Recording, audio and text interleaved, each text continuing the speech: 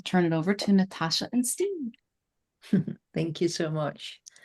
Thanks for that wonderful introduction, and thanks everyone for being here. It's such a pleasure to always be with like-minded people who are looking in the same direction. And Steve and I, we've been friends for quite a few years now, and we love talking about love. It's when we chat, it always comes in as part of the conversation.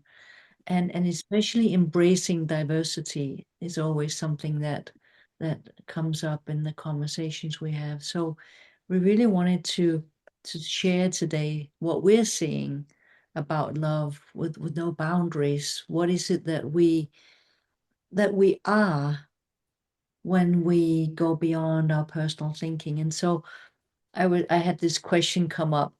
What if love is not something that we create or something that we need from the outside, but something that actually is always right here, just beyond our personal thinking? So that was the question that I had today. And what has been something I've been reflecting on for a long, long time is, what is love? Like, what is the kind of love that we'll be talking about today? Let's start by sort of defining it. I was having dinner with my husband. I said, "So John, what's love for you?" And he started singing a Danish song. I'm not gonna sing it because I'm not a singer. But what the song is, and all you Danes here, you know the song. But it's not something we can put into words really. Although, how many songs are there about love? How many movies, books are there about love? It's something that we actually try to talk about quite a lot. But the song is, it's a feeling. It's not something we can define. It's not something that we can, it's not a thing. That's the thing. It's not a thing. And so I've spent time over the past few days really going inside to try and put into words something that's formless. And and as everything with the three principles, the best way to talk about something that doesn't have a form is in metaphors. So for instance, today I was with a girlfriend who recently bought a horse. She bought an Icelandic horse, and I remember when she just got her, she was speaking about this horse, totally in love. Just, you could just see it in her face when she was talking about her horse, when she was, and this is not a young horse, she's 16 years old, but when she was speaking about her, it was obvious she was in love with the horse. When my husband and I went walking this morning, we passed several people with dogs, we passed little kids. There's something that happens when we look at animals or small kids, where we almost can't help it. We fall out of our personal thinking and into presence. So presence and love I see as the same in a way. We can't be, we can't really be not present when we are deeply in love. We must be present to know this feeling of love inside. And so when we are engaged in activities that we just do for its own sake, when we having fun with friends or family, when we are with animals or small kids, there's a lot of times during the day when we fall into this feeling of love. Now, because we don't know usually that it's actually our essence, we equate the activity with love. We think it's because I'm looking at a small child, or it's because I'm looking into the eyes of a dog or a horse or being out in nature, that I'm feeling the way I'm feeling. But actually, every single time we go beyond personal thinking, we fall in love because it's who we are. So when we go into this essence of our own being, that is what love is. It's presence. It's love. Now, another quality of love that I like speaking about, and one of the ways that we know that we are in love, is we become generous. Generous with our time, generous with our help, generous with a smile, generous in many different ways. Generosity, generosity of spirit, we sometimes call it. That's another indication or metaphor that shows us that we're in love. So what is also a part of that is there's no judgment. One of the reasons why so many people love being with animals or in nature is that if you have a dog or a cat or a horse, they look at you, they don't judge you. They don't go, that hair today, come on. You're gonna wear that shirt? I don't think so. There's no judgment. And if you look in your own life when you are in that feeling of love, whatever you look at in that moment is beautiful. And it's beautiful because you don't judge it.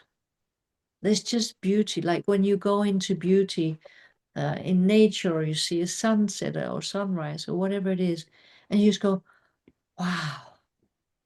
It's like it's for one moment, there's an opening.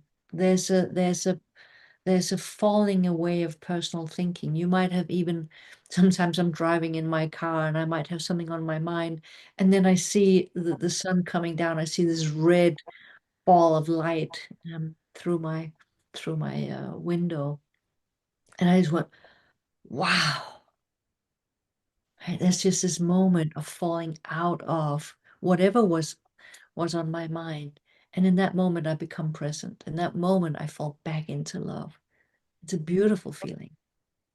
Of course, I can jump right back in my thinking if I will, but quite often, that moment of touching something beautiful, the feeling is so nice. It's like, why would I go back to whatever was on my mind?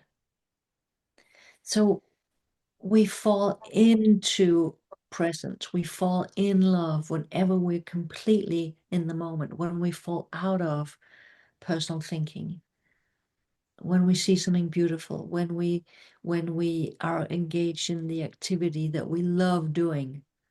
And you forget time and space. I sometimes I love writing, and I'm writing another book at the moment, and whenever I'm writing and just I forget completely time and space. It's so beautiful. So we have this thinking mind that's constantly babbling, constantly. And when we, for a moment, even for a moment, just fall out of that, just either because we see something beautiful, or because we pass a young child, or because something, but in that moment, Sydney Banks put it, when you touch that space, something more beautiful must come into your awareness. And that's the feeling, that's the direction we'll be pointing today. We're going to look into the direction of that which has no form.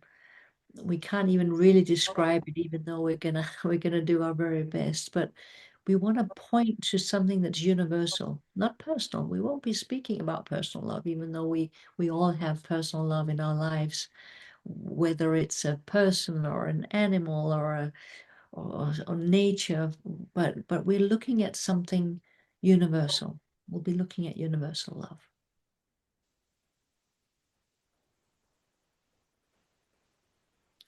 Thank you, Natasha. That's a beautiful start to who knows what else we're going to be saying.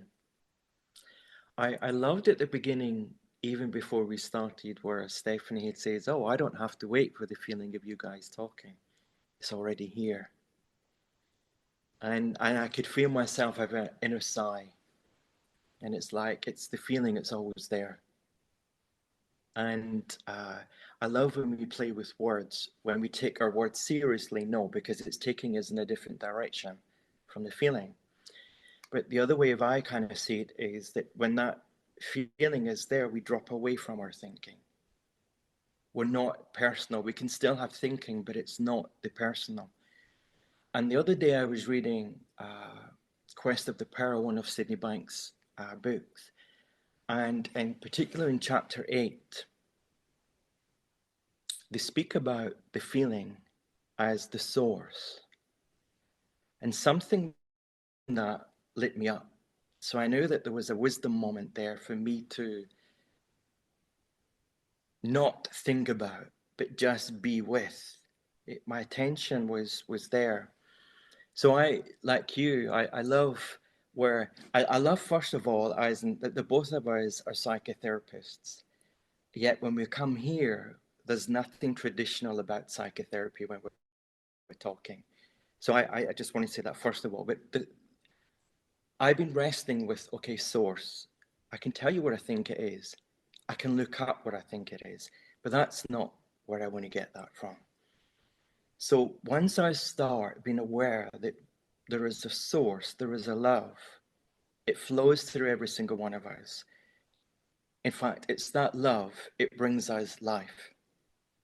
We would not have life here if there was no loving. It's divine in nature and it never changes. So its consciousness is the one beautiful flaw. Our consciousness of personal thinking changes, but that source that we're exploring never changes. And what I love about it is it's a limitless, it's spiritual in nature, and it helps us walk into life. It helps us show up in the world that we are creating. And so even though we all have which looks like the same life, we're all coming in that separate reality. Yet the commonality is love. And in that place, there is no personal identity. There is the feeling of, is what Sid would say, the great isness business. In other words, don't try to explain it. But once you feel it, you know for you what it means. Not because I've said it, you said it, or even Sid have said it. And one of the things recently is with seeing that source, it's as if I'm seeing these beautiful gifts of the principles all over again. And that excites me because in our small mind, in our thinking, we think we have to know it all. Yet when I'm in love, there's a knowing that what we need to know, we know. And that's the perfect moment. So I saw this week, it's not about stopping thinking, but it's seeing that with the natural loving of who we are, it's neutral. You mentioned the word presence. And it's moments that light us up since the second we've hit this earth.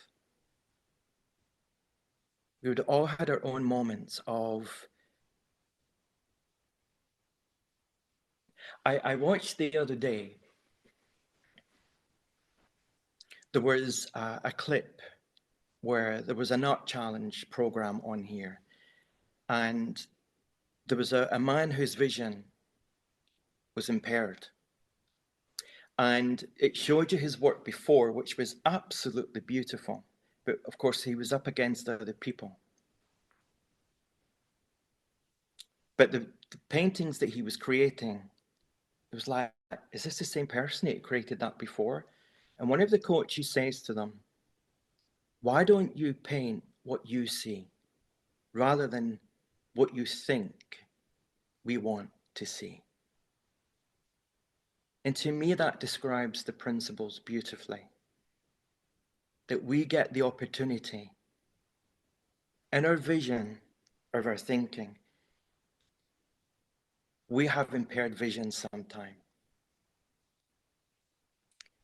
But what it allows us to see is how we want to create the world that we're in, how love wants to flow through us, how love wants to speak through us. And I say again, that's the divine nature that Sid would talk about. It's innate, inherent inside every single one of us. As the seer, to me, that's where we understand love without limits. Not here, but here as a metaphor. And in that place, we understand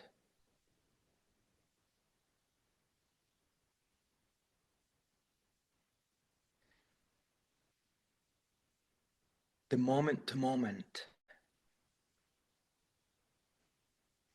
You understand that you are life itself. So what I feel I'm pointing to is the only one that can have your experience is you. And these beautiful gifts have been there all along. But in nature, with them being spiritual and formless, it's not about grasping them. It's like trying to grasp this piece of air. Then I can tell you about oxygen, and I can't. But I know it's there because I'm breathing. So what I really love is that I don't know it all. And I love that there's always room for us to learn more, to experience more loving. Which means that I'm not trying to hold on to that, oh, this is a nice feeling of love. Let it go. It's like, when you stand and you watch the stream, it just flows past. It's not grasping, it's not holding, it's knowing that in the true nature of who we are, moment to moment, we realize that we're life ourselves in that moment. We see how love wakes us up out of any psychological numbness that we have. And a new world appears, a new moment appears. Inside of us. And when we come from that inside of us and start to look around us, to the thinking it doesn't look different, but the feeling orientation that we're in that moment does. And I love what Natasha you were pointing to, because it's almost like childlike. It's almost like, oh, what's that about? Without asking or thinking, what's that about? And we get to see for ourselves. I remember when I used to listen to Sid right at the beginning, and the amount of times I'd hear myself saying, well, that's okay, you sing that because you've been around this so many years.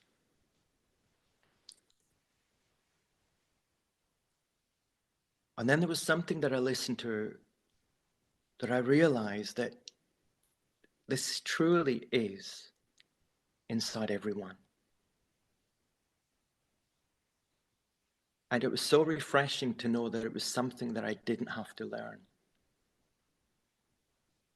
But yet when I understand that I am the thinker of all my experiences, and that at times I've not been kind to myself, I've not been helpful to myself, but to realize through the eyes of innocence that happens sometimes.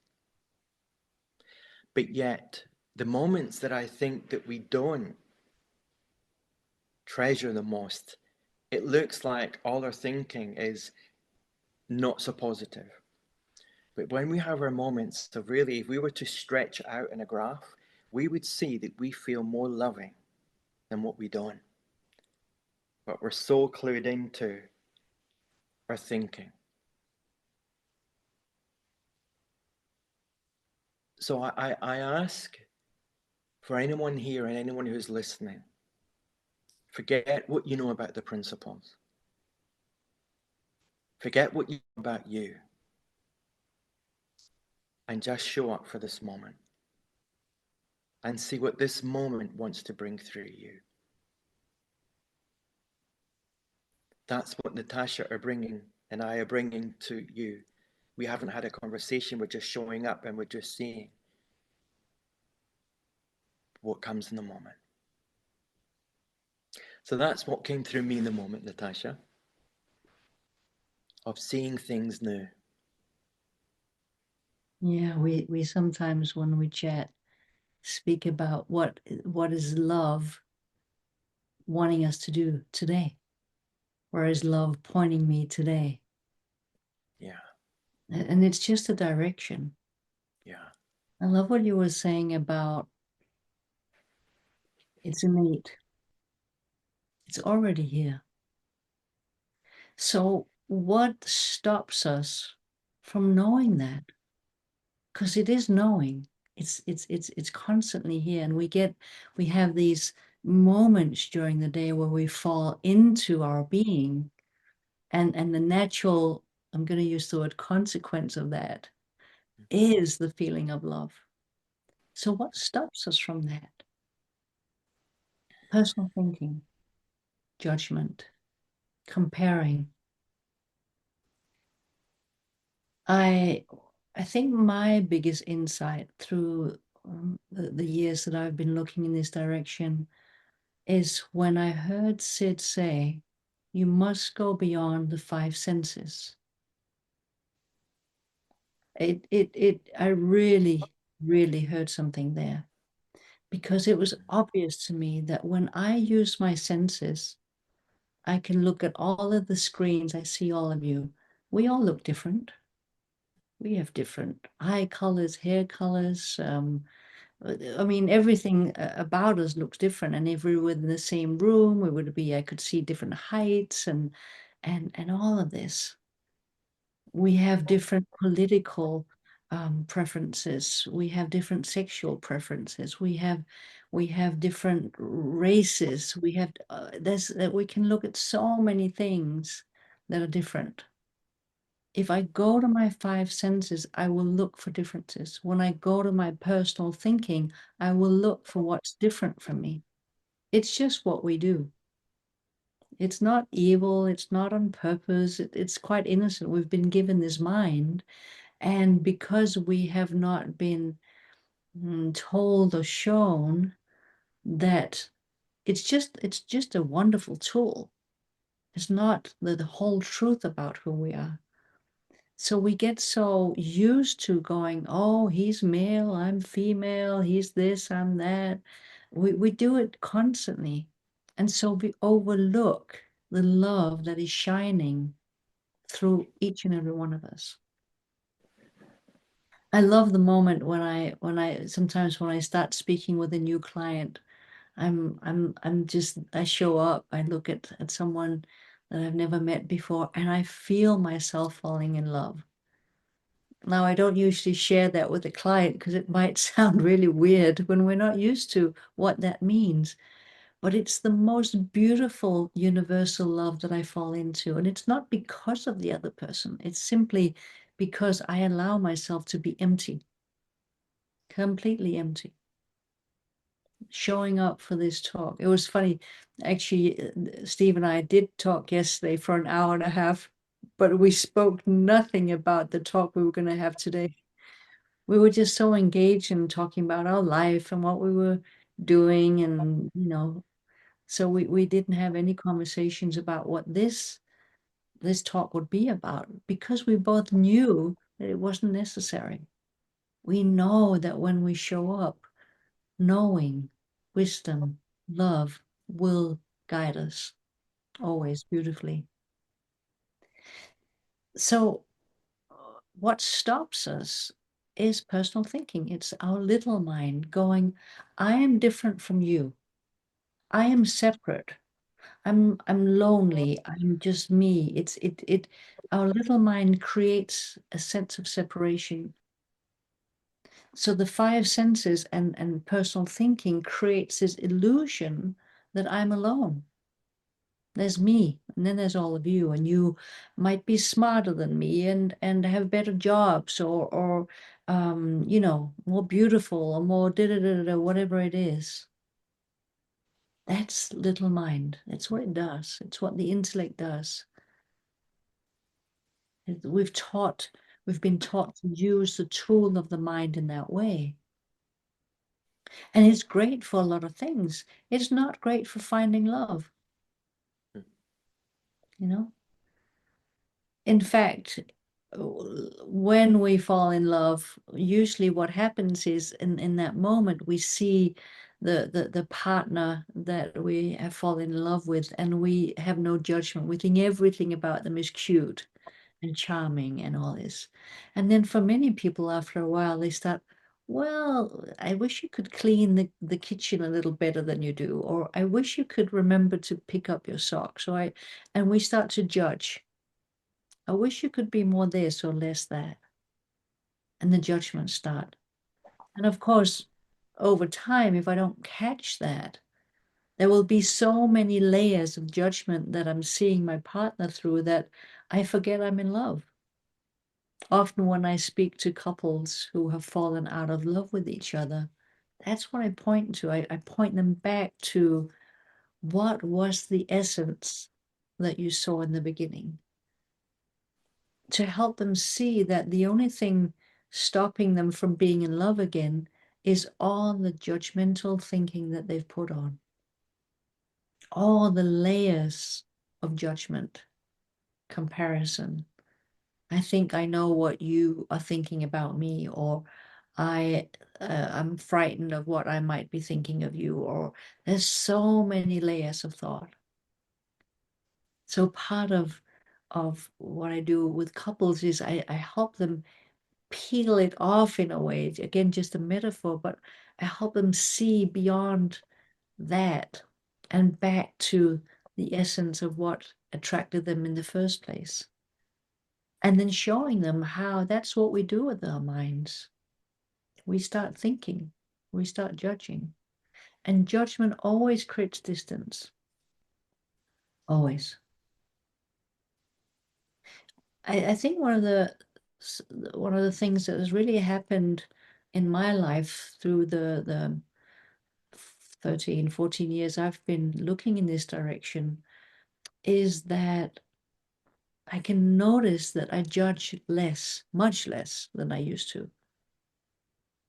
I notice that because it's so obvious that I'll see a situation that I would usually go or something, and it doesn't happen. I'm like, oh, and I remember what I would be like. I remember, oh, I used to judge that. Now I'm like, oh, I'm so sorry you feel that way, or oh, that's too bad, but nothing that doesn't come this sense of harshness that usually comes with judgment. So it becomes more gentle. It's a more gentle way of moving through life. It's seeing with more compassion. It's being more in love. It was funny. I was speaking with an English friend the other day, and he was asking me. He said, it was spontaneous. He was just texting me on Messenger. He said, when can we talk? You know, when can we catch up? And I just called him. Just it was in the morning, and I had morning hair, and you know, and he went, "Wow, you look really great." And I was like, "Really?" I said, "Well, I'm happy, healthy, and in love." He says, "You're still in love?" I go, "Yeah. I'm celebrating my 14th wedding anniversary with my husband next week, and I still am in love with him."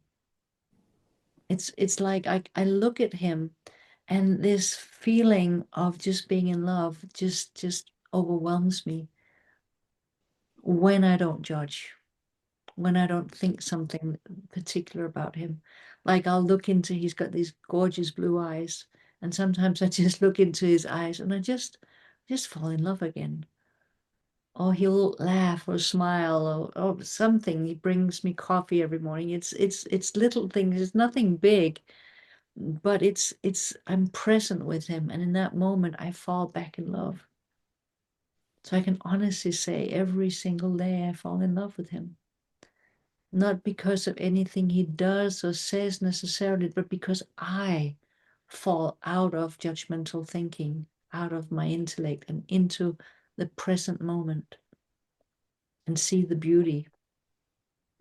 So that brings me to this thing about there's the impersonal love, which is our being, which is who we all are. It's who we all are behind the appearance that we show up with. And then there's the personal love. One of the things I often hear in this understanding is, well, is it then I should be able to be with anyone? Sure, but I don't have a preference for everyone. I have a preference for John, right? So preference is a psychological term. It's something that we all have because we have this human form and human psychology. So of course we have preferences. I like vanilla ice cream a little better than I like chocolate ice cream. I like John better than I like most other people. Although I saw a film with Brad Pitt last night. He's pretty cute too. But I'm aware that there's a personal preference there. And we have those.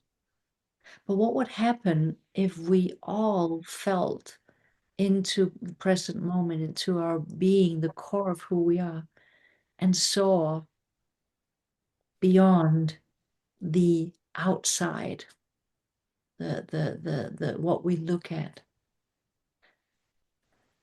What would happen if we all just went beyond the exterior into the present?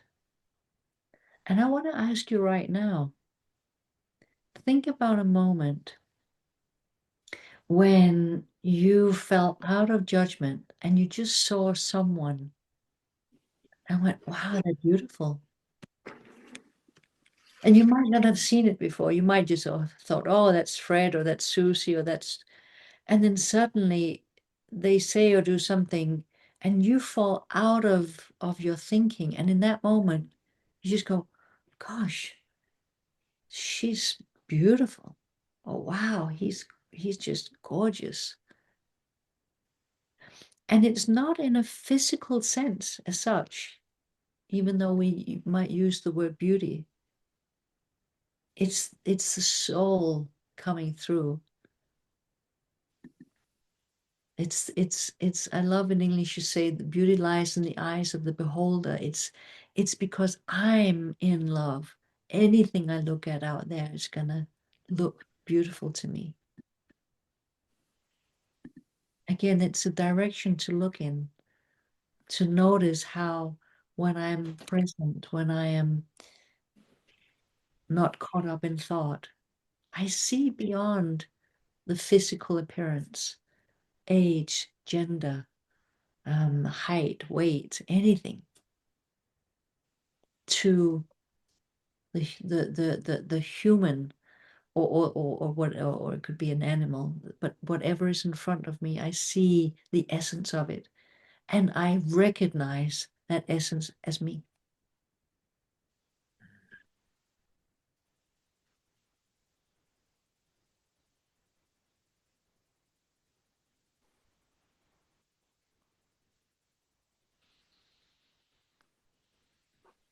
You know, there's so many things that you says, Natasha, that I was thinking more or less the same. And there's two ways that could have gone. I could have thought, oh, drat, I was going to say that. Now I can't say it, and gone into my personal thinking. But you know, when we started off, I'll say again when Stephanie says we don't have to wait for the feeling. What it reminded me, instead of allowing my personal to take me somewhere, it reminded me of, well, why wouldn't consciousness bring that to us? Why wouldn't we start feeling and thinking similar if we're all coming from the one shared oneness of life? And so it excites me now that, wow, we were on the same vibe, if you like. We were flowing on the same experience. And so that's different from where personal identity creates arguments, wars. But when we look at what are we really saying here is the beauty and the loving of mind, of the true spiritual nature, giving us the moment.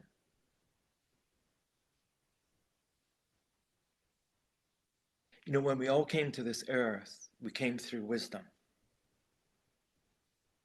That wisdom hasn't stopped. It's still allowing us to flow. And the more, like, when you were speaking, rather than me getting into, but I was going to say that, it reminded me, that's a familiar feeling. Wow. Yes. So I want to know that feeling more. Because when you were saying about John, I was thinking too, it's like, there's moments when we're going along in the car and I look at Tony and it's like, who's this person beside me? It's as if it's the first time I've seen him. That's true for every single person that we meet. We have the opportunity to see with eyes of love like never before. So when we allow ourselves to know that that is our true nature, that that familiar feeling is a beautiful guide to help us through life, where the outside we see is illusionary. It's only real if we think it's real. But the real nature of who we are is love. And the only real loving that we do, like, so if I want to get angry at someone, I have to feel angry and then I give the anger. But if I want to give loving, I feel the love. But the beautiful thing about it is, when we share love, we also deepen our experience of love. So it doesn't just stay with you saying John, me saying Tony. It's a new world. Everything is seen like never before. And I love that that's inbuilt for us. Inside, we use as the metaphor. Love is our true nature. Our thinking is our made-up realities. And when we are coming from that essence of love, we don't make our identity as personal. So as what Natasha was beautifully saying, we don't get into, oh, I'm doing this talk with a woman. It's a woman from Denmark. Is she going? We just see, wow, let's see how we rock up. Let's just see what flows in that moment.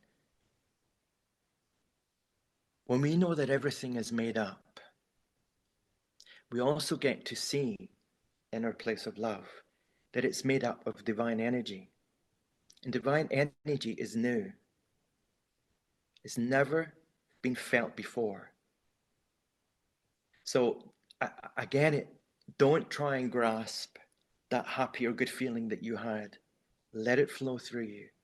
There is loads more coming your way. And there is no separation from that. There's nothing that you have to do apart from realizing that I am the thinker of all my experiences. I was speaking to a client the other day, and they kept on still wanting to argue with me that, but yeah, I know I'm the thinker, but I'm still thinking, how do I stop it? And I said, I don't know. I've tried the majority of my life to stop it. But what I've noticed, I created more thinking, am I trying to stop it? But what I realized that when I gave an experience of like, so I grew up in Scotland, and where we lived, there was the little rocks, or the wee rocks as we called it, and the big rocks. And they were you could climb over them, you played hide and go seek, you played lots of games. And you weren't allowed to go across to the big rocks until you were over 12 because there was a busy main road. So that first time when you were 12 or around about that age and you could go over to the big rocks, it was great. And as my friends and I, we would go up there for hours and play. But when we started playing hide and go seek, I would find a place to lie down, and I became so quiet that nobody could find me. And in the end, and they'd be like, well, I can't find him. I'm going home now. And I'd have to say, I'm here, I'm here. And I used to really get lost in my thinking about that, because it was like, why can't anybody find me? And it wasn't until I started understanding or natural loving is that I became so still, and their busyness of trying to find me, they were walking past me. One was standing looking over me saying, I don't know where he is. And I think I had a couple of little giggles which might have gave it away. But that stillness is always there. I don't have to go and lie in a rock and find the rock. That stillness is always there. It is a part of loving. And when we're present to that, there is appreciation of life. There is just seeing things as they are rather than what we think they should be. So our experience goes from one of being blinkered to wider. Our breathing changes. So our system of who we are has a reaction. Love has a feeling. It knows how to care for us. It knows how to look after us. It's not our job to try and find it, because we'd have to think, how do I find it?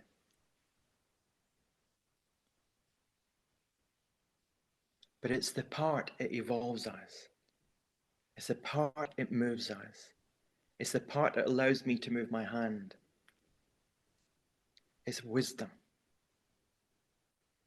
And Sid would say wisdom is the purity of thought.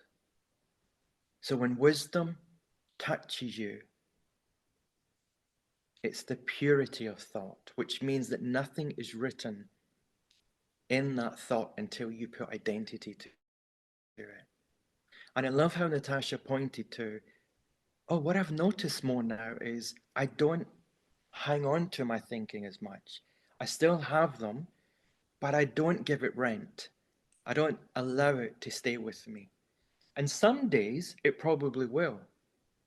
And other days it's like skimming stones on the ocean. It just skims along.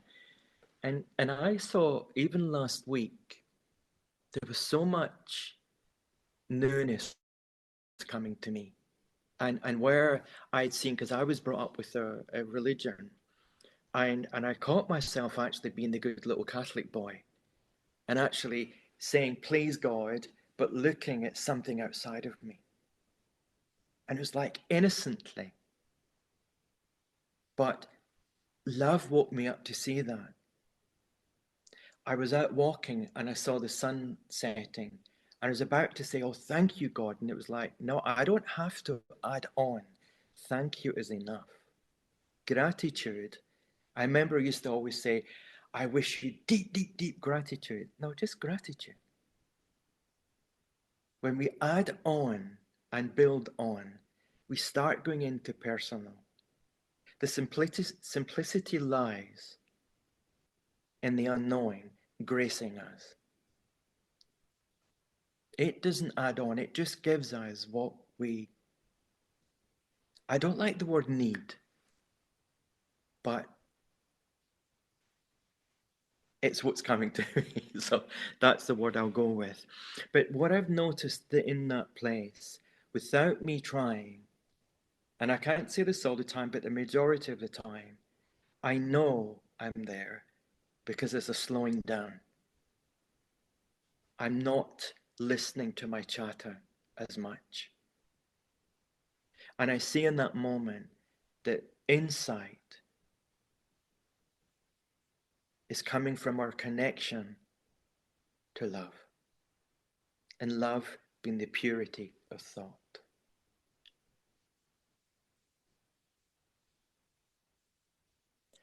And I can say that now.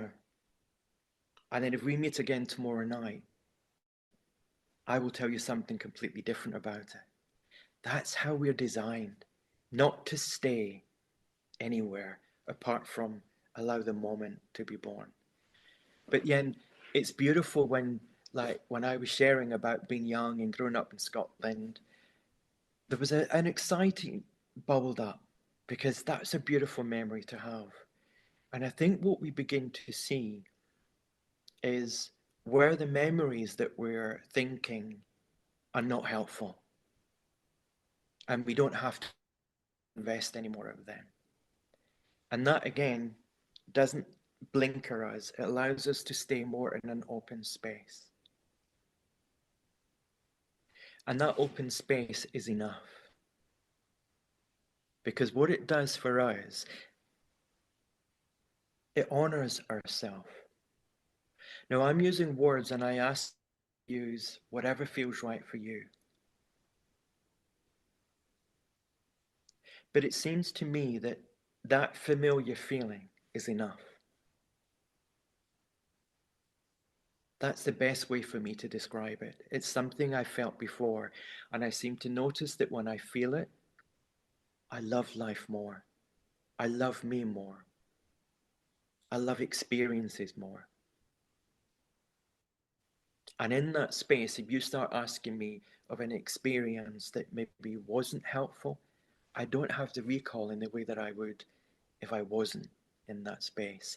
So playing with that, in seeing that, rather than judging ourselves for being in our thinking or, well, I want more loving, it's there. Just be open to it. Look within. It's a metaphor. Looking within is something that we're always doing.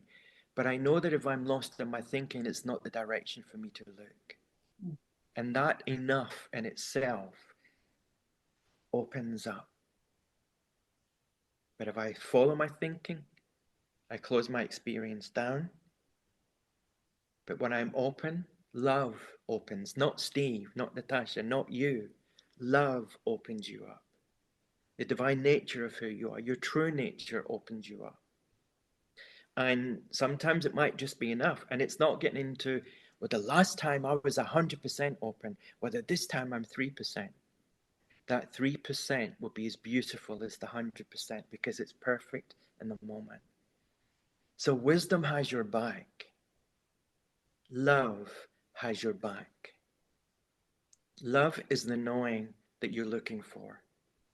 You are the loving that you've been looking for. The loving that you've been seeking has been inside of you all along.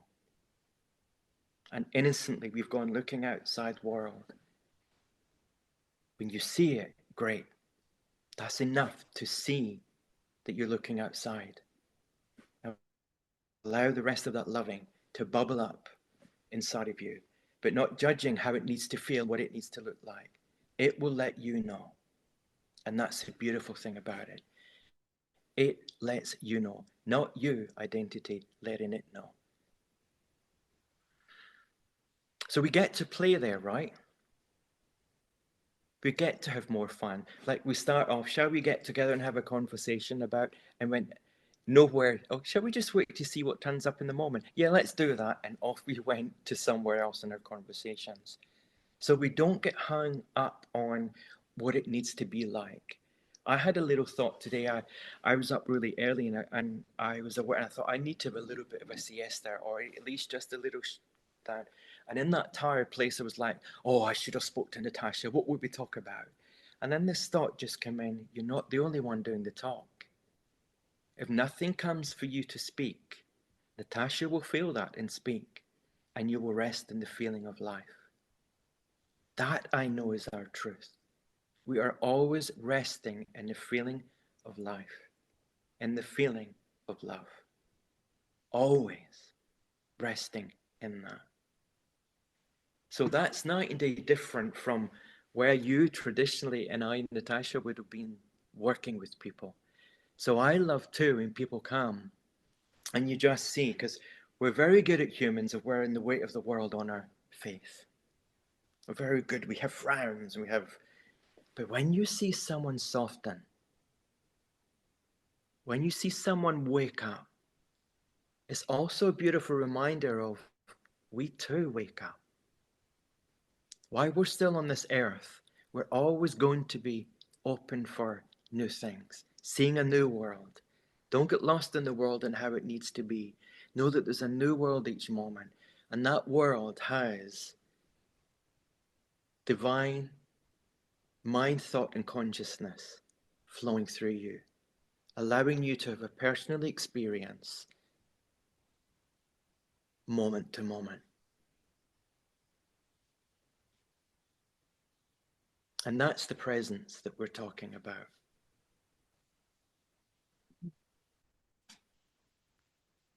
You know, I started today by asking the question, what if love wasn't something that we need to create, but is really a direction of looking within to what is innate within us.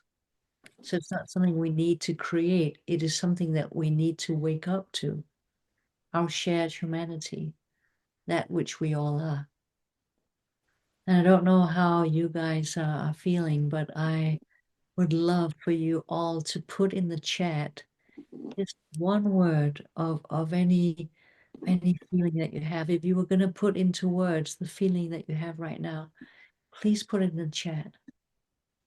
I would love for everyone just to write something. Just kind of do a little sharing with each other. If you could put into a word, what would it be?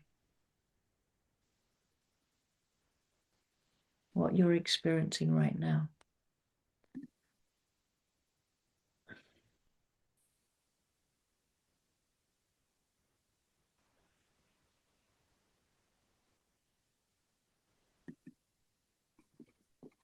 Stephanie, can we see it?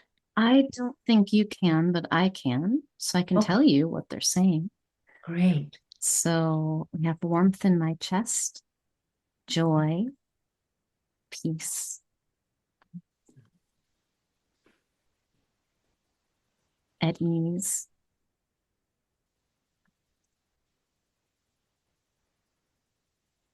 an added relaxation, settled, grateful.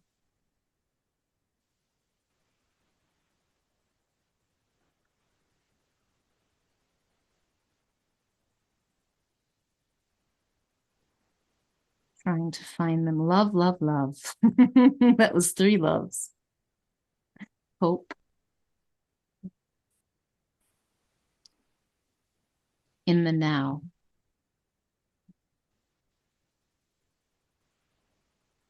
Wow. And then a lot of beautiful hearts flowing. Yeah. So what I would love to end with is just to say that whatever you're filling up with right now, joy, hope, love, peace, give it away. You, as Steve was saying earlier, it's not like you give something and then and then it's gone from you.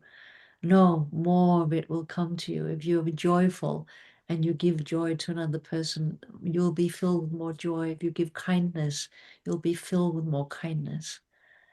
It's an unending source. Yeah. It is source itself. It is life itself.